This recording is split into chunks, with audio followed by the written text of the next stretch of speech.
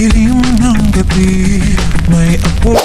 Nakuha na nga ni Gabo ang mga gintong itinago ni Mr. Chan, pero imbis na itakas ang kayamanan, agad niya itong dinala palabas ng bahay para ibigay sa tamang tao. Dahil dito inakala ni Lawin at Uwak na tatakbo na si Gabo dala ang pera. Para sa kanila, hindi ito mapagkakatiwalaan at siguradong uunahin ang sarili, pero nagkamali sila. Sa halip na itakas ang kayamanan, ibinigay ni Gabo kina Tatang ang lahat ng ginto at perang na-recover. Wala na raw siyang oras para mag-aksaya dahil isang bagay lang ang nasa isip niya: mailigtas ang buhay ng kanyang amang si Mang Rudy. Kumpiyansa naman si Tatang kay Gabo. Ayon sa kanya, matagal na niyang kilala ang binata at alam niyang hindi nito gagawing ipagkanulo ang kanilang tiwala, lalo na matapos ang lahat ng pinagdaanan nila. Agad namang tumakbo si Gabo sa ospital at ibinalita kina Aling Betchay na kompleto na ang perang kailangan para sa operasyon ni Mang Rudy. Hindi nagtagal ay matagumpay na nasagawa ang operasyon at malaking ginhawa ang naramdaman ng buong pamilya.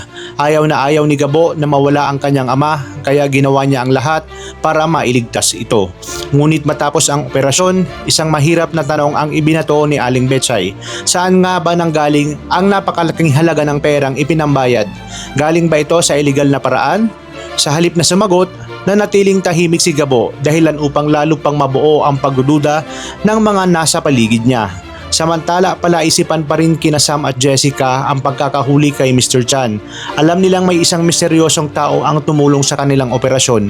Kung wala raw ito, malamang ay nakatakas pa ang kriminal. Hanggang ngayon, hindi pa nila alam kung kakampi ba nila o isa ring kalaban ang taong iyon, habang nananatili na nasa kustudiya ng NCIA itong si Mr. Chan. Sa kabilang panig, nag-aalab naman sa galit sina Lucas at Deborah matapos ang nangyari sa kanilang kampo.